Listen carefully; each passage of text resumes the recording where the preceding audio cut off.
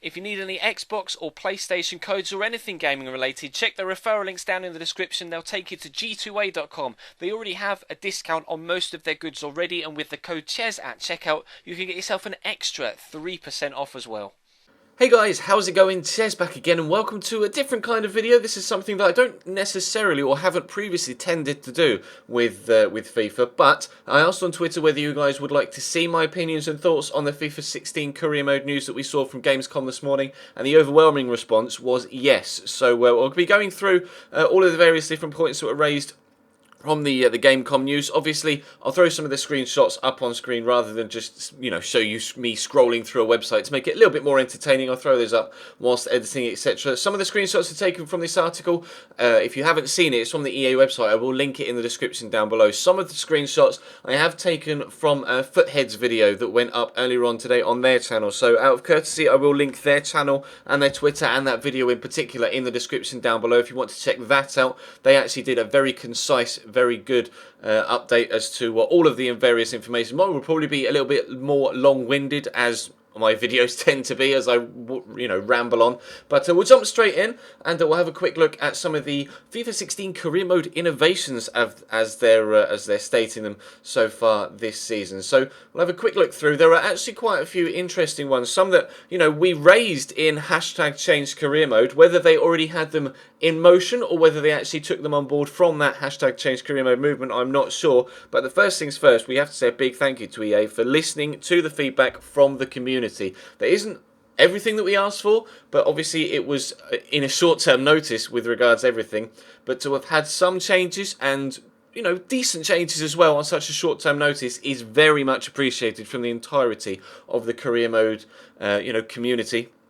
Hopefully in future titles we'll have even more changes. So it is on the up. Career mode is getting the attention it deserves. So the first thing that effectively we will be greeted with as we start new saves is the option to play in pre-season tournaments. As you can see from the screenshot, you got options to play in an Asian Elite Cup, a Champions Trophy from Argentina, or it appears to be in Argentina. As you can see, the badge on the location is on Argentina, and then an Asian Invitational Cup that is based in South Korea. There are actually a potential for 9 different tournaments played in Asia, Europe, Latin America, or North America. So 4 different continents and 9 different tournaments in total. Throughout each of these tournaments, all of the prize money will be put directly into your transfer budget. However, obviously, bearing in mind the difficulty in question, as you can see, there are 4-star, 4.5-star, 5-star. If you use, say, if I were to use Cambridge United, for example, I would play against lesser opposition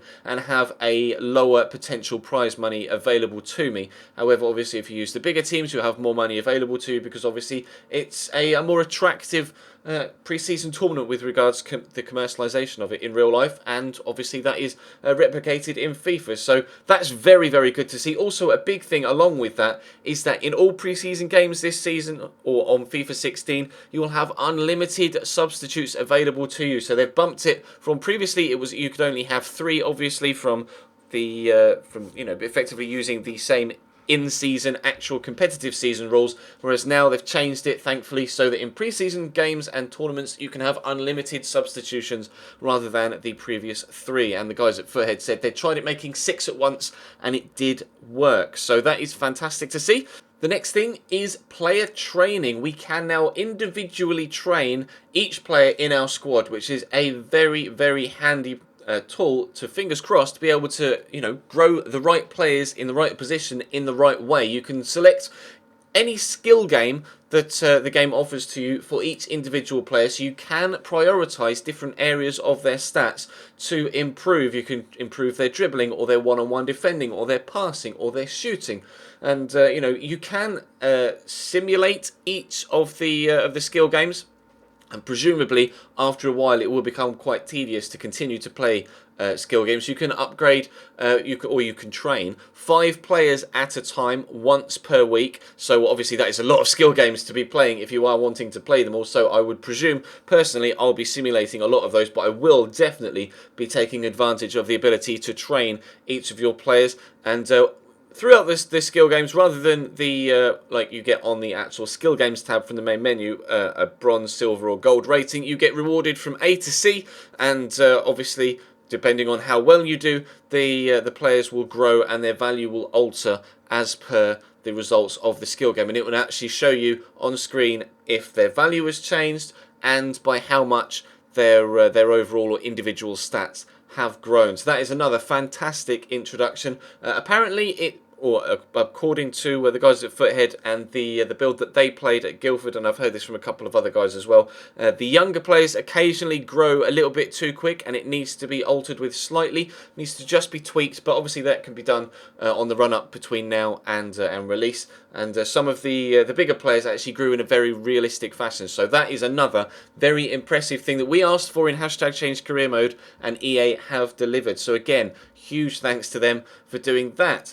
Also added in as a smaller thing is the quote-unquote story of the season. You can see the graphic on screen. Occasionally during career mode you'll have little graphics like this comparing two player or a player from either side of the team. It's not necessarily the obvious comparison, Hazard to Aguero, one being a winger, one being a striker, but it's nice to see some extra graphics and some overlays in there, and apparently the commentators will pick up on the overlay or on individual player performances, who's playing well for each side, who's potentially going to be rumoured to be leaving the club or joining the club. Player transfers will be talked about and in a little bit more depth than they were this year. Player debuts will be brought up as well as they are this year, but perhaps some more in depth analysis of that and some extra commentary lines, etc. From Martin Tyler and Alan Smith, which is also good to see. Just a wider range of stuff and some more it's more complex. You know, you don't feel like you're hearing the same, or hopefully you won't feel like you're hearing the same things said again and again and again. There'll be a bigger range of commentary lines to hear and to listen and to feel more immersed in, because it's all about the realism and about making you feel like you are watching a Sky Sports a match day program rather than just playing a video game or watching pixels run around on the screen. It's all about the whole match day preparation, which hopefully will improve not only your playing of the game but also our ability to produce entertaining visual content. There are also a couple of other changes to career mode. You'll see from screenshots on screen as well that the Bundesliga has now got the full licensing similar to the Barclays Premier League this year, so we'll have extra graphics for that league as well. So that'll be very, very pleasing to see. Unfortunately, there aren't full grounds for the whole league as there are in the Barclays Premier League this season. I don't know whether they're planning on bringing that in over the next few years. Perhaps it's nice to see at least the licensing down, and then maybe we'll see some more grounds over the next few years. They have added in Borussia Mönchengladbach Stadium, but I believe that's the only one they've added in for the Bundesliga. And obviously they've also added in Olympique Marseille Stadium as well as River Plate. Obviously Portsmouth Stratton Park will be in now as a sign of respect to a member of the EA team that lost his battle with cancer early on in the year. He was an avid Portsmouth fan, so that's a very, very nice touch from them. And there are a couple of other stadiums added in around the globe as well, including Seattle Sounders Stadium as well. A couple of other smaller things. Obviously, if you may have seen, you can now sign free agents outside of the transfer window, which is very much appreciated, especially for when you're doing those career mode Road to Glory style series that obviously we've been running as Cambridge. Not so much of a problem when you get a few seasons in and have a bigger budget, but when you don't have that bigger budget and you might see perhaps an injury crisis, you want to bring a free agent in, you don't have to wait till January if you get a big injury or two in September. You can just go out, sign a couple of free agents to bulk your squad out, and that will be very, very helpful indeed, especially for the smaller clubs. Scout reports, obviously it can be quite frustrating if you have a scout report of someone in the summer transfer window and then you get to January and you need to re-scout them. That's very annoying, but now scout reports will last for an entire 12 months rather than just expiring after 3 months. And I believe you can get fresh scout reports as well, and then you can kind of switch between the earlier scout report and the later scout report, although that hasn't been confirmed. Transfer budget wise, apparently transfer budgets are now more quoting the website here, transfer budgets are now more realistically tailored to the club you're using in career mode. Now, that is good in one sense, but also I'm quite cautious in overly praising that, because obviously they haven't said anything about rewarding your progression through leagues, depending on the club you're with. Obviously, when we progress through the leagues with Cambridge United in the Road to Glory, we saw very small transfer budget changes from League 2 to League 1 to the Championship, and even the first year in the Premier League was very small budget, whereas obviously if it were realistic, the transfer budget would have been drastically improved as we went throughout the leagues. So yes, more realistically tailored to the club you're using, but we have to wait and see whether it's more realistically tailored towards the progression from season to season. Should you get promoted, obviously in real life you would have presumably a larger budget to spend. We'll have to wait and see if that is implemented in the game as well. But it does say that a percentage of the transfer budget you have remaining from the previous season will be carried forward, which is something that we've asked for as well with the hashtag Change Career Mode.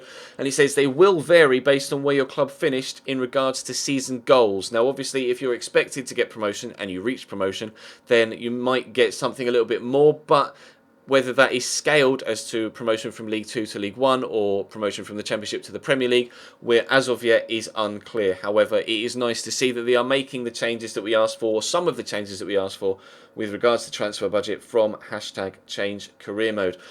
Loan deals. Short loans have now been extended from 3 months to 6 months, so you can loan someone for a full half a season should you wish to, and then obviously I presume you can extend that loan. Say you get them on loan in the summer transfer window, that loan will last until January, and then you can extend the loan from January until the end of the season. Also, you can now offer and try and get in 2-year loans. So obviously, if you want to bring someone in for a couple of seasons, or you want to get someone out of the club for a couple of seasons, you are now able to do that. They've said that more realistic transfers will be in the game, and they have fine-tuned the number of quote-unquote high-profile players that move around in the career mode world.